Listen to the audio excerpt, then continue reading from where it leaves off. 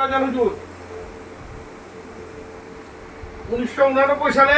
Zaker party ঘোষণা করলেন, বললেন যে বাবা তোমাদের জন্য আমি এমন একটা নিয়ামত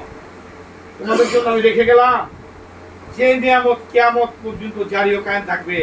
এবং তোমরা সহ তোমাদের বংশ পরম্পরায় এই নিয়ামতের বাড়ি ধারে রহমত পাইতে থাকবে। পৃথিবীতে অনেক আল্লাহর ওলি আসছেন, অনেক আল্লাহর ওলি চলে গেছেন, কিন্তু কোন আল্লাহর ওলি ওনাদের পরবর্তী মুরিদদের এবং মুরিদদের বংশধরদের ঐক্যবদ্ধ করে আল্লাহর রহমতের বাড়ি ধারার স্রোতের দিকে কিন্তু প্রবাহিত করে কেউ যায় নাই। আজকে দেখেন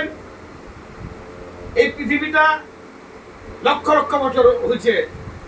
নবী রাসূলগণ হাজার হাজার বছর আগে চলে গেছেন,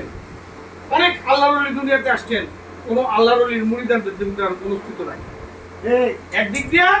পীর শেষ, আর একদিক দিয়া দরবার শরীফ বসে নাকি একমাত্র বিশ্বলিক হাজার ঘুরি ওনার মুরিদানরা যাতে কিয়ামত পর্যন্ত বংশ পরম্পরায়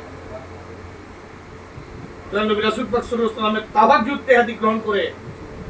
সত্যপথের সন্ধানে থাকে, এর জন্য আমাদেরকে জাকের পার্টি উপহার দিয়ে গেছে এবং বলে গেছেন যে বাবা আমি এমন একটা বিলি সুতার মালা তোমাদেরকে দিয়ে গেলাম, এমন একটা নিয়ামত দিয়ে গেলাম, সেই নিয়ামতের পতাকা তলে তোমরা থাকলে ভূমিকম্প, জলোচ্ছ্বাস, মহামারী, দুর্ভিক্ষ, যত বড় বিপর্যয় আসুক বাবা